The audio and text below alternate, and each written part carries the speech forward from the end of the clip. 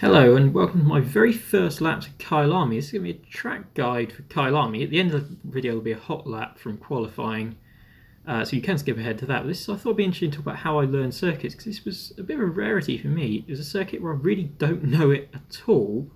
Usually I've got some idea of going to new tracks, but this one I really don't know. I know the historical version from Grand Prix Legends, I think, originally, but I don't know this version. So at this point I just left the pits. I've looked at track maps to know whether it goes clockwise or anti-clockwise, and I think the S's are the S's from the old track but in the other direction, so I had an idea for that bit. Other than that, I don't really know what's going on. I'll go through the apps I've got on the screen. Important ones really is the track description in the top right, because I use corner names to help me learn the circuit. I've also got tyre temperatures. The thing at the bottom is Sidekick, which is useful. There's a lot of information on it. And I think the bottom left, in case you're wondering, is called Acti, and it's a telemetry app for Assetto Corsa. I didn't actually use it at all instead of looking at the data. It's their recording. I didn't go through it for this race. So I thought I'd explain my concept with corner names, which is I use them just to help remember which way it goes. I can, if I picture something, to create a little story about a corner, I can remember things a lot quicker. It's come through Cheetah corner there. So I'll go through that as we go on to lap 2 here. I'll explain my theory. The other thing you can do is look at which bits of track you don't need to learn. So this is a straight. This bit is called the kink. It's a corner technically, but you can just completely ignore it. So just remember the bits you don't need to learn at all. Head down into Crowthorne Corner. Now, the way I do this is I associate something with the name. Crowthorne Corner. I've actually been to a place called Crowthorne. I think it's in Berkshire, and it's a slow, nice, sort of pretty little town, I think. And you have to drive quite slowly through it. So that's how I remember that. Crowthorne, it's a slow corner.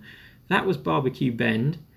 And I literally picture a barbecue in the runoff area. And once I worked out as a second, sort of third or fourth gear corner, I pictured a barbecue with 3 or 4 people around it, because that helped me remember it. Clubhouse Bend, I imagine that building on the right may be the clubhouse. Into the S's, easy to know whether that goes left or right, really, from the fact it's called the S's. That's quite helpful. Now, come up over the hill here. I did struggle with corner names a bit of this track because I only speak English, really. So even pronouncing that one, a little bit of an issue. So I could have used, you can always make a word mean something if you want to, but I didn't. Mine shaft is a bit you don't need to learn. Into Crocodiles, and I sort of go, this is slow corner, you've got to be a bit gentle around here, easy to lose the rear. Easy to lose, you've got to be gentle around there or the crocodiles will bite you. Cheetah, worked out that's really fast, like a cheetah, after a few laps. And around the final corner, onto lap 3, we'll start looking for some markers at this point, things we can use as braking points.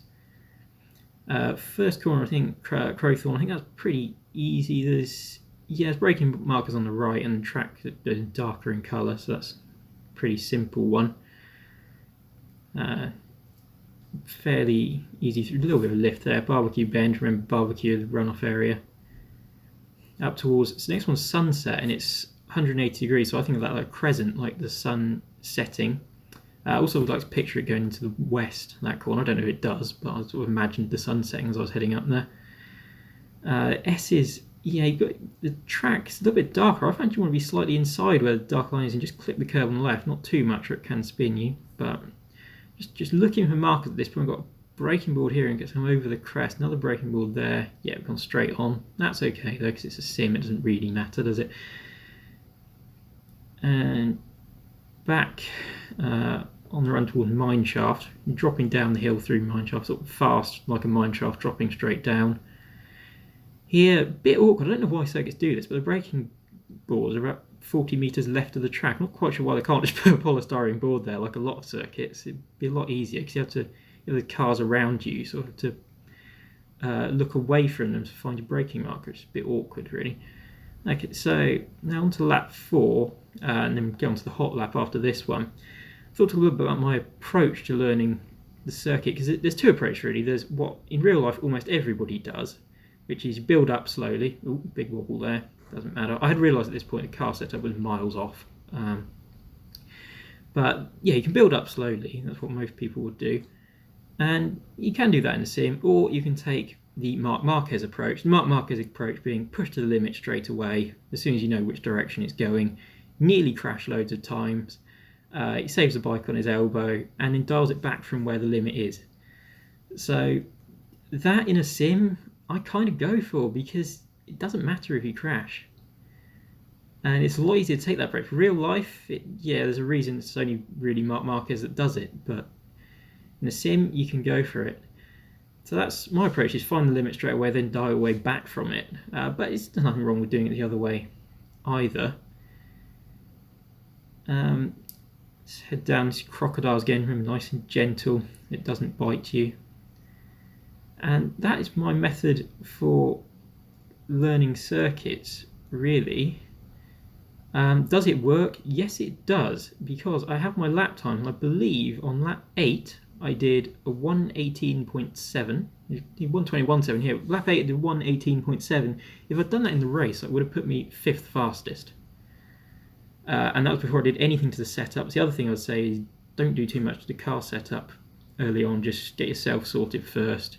See if I had a second in the first corner there. But yeah, I'll leave it from here. Whoa, round we go. And yeah, I'll see you for the hot lap.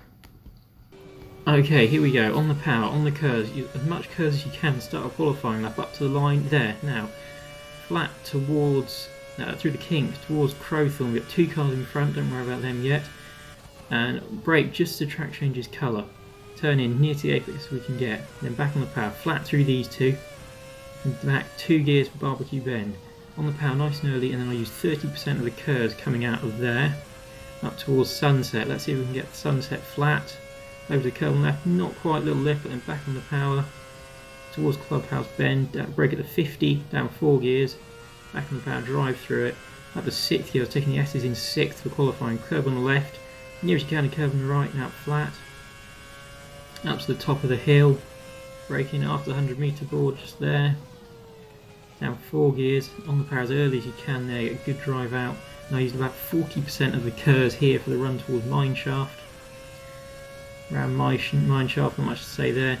100 metre board, just after that, down 5 gears, Crocodiles. Drive through there, back on the power. Up Cheetah, nearly flat, don't road flat because you will run wide and lose time. Brake as the track changes colour, down 4 gears, back on the power, and then all the remaining curves on the run to start finish line. And that is the lap of Kyalami.